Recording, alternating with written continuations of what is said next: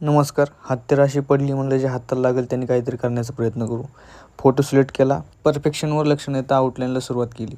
कारण आपल्याला फक्त तो फिक्स स्ट्रक्चर हवा होता. मग हाताला सापडला कलर पेन. त्यानं बेस लेअर मारून घेतली. मग आपलं स्केच असं दिसत होतं. त्यानंतर ब्रश पण हाताला लागला.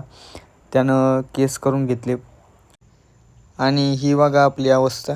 त्यानंतर ओठांवरती थोडासा हात फिरवला. म्हणजे कलर पेनचा हात फिरवला. त्यानंतर हे असं दिसत होतं आपलं स्केच. त्यानंतर मानेवरती थोडासा डार्क टोन मारला. हळूहळू परत साडीवरतीही डार्क करण्याचा प्रयत्न केला. पण नंतर मला हाती सापडला तो पोस्टर कलर. त्यानं मग ठरवलं काहीतरी खेळूयात. त्यानंतर येलो कलर काढून घेतला. बॅकग्राऊंडला डायरेक्ट मारून टाकला पुढचा मागचा न विचार करता. जसं वाटत होतं तसं ब्रश फिरवत होतो. त्यानंतर मला ब्लॅक कलर पण सापडला. दोन्हींना मिक्स करून डार्क टोन केला. त्यानंतर तो साडीला मारला. आता मला सॅटिस्फॅक्शन भेटलं. आणि त्यानंतर मग आपली साईन केली. मग त्यानंतर आपलं स्केच असं वाटत होतं. कमेंटमध्ये नक्की सांगा कसं वाटतं आहे. धन्यवाद.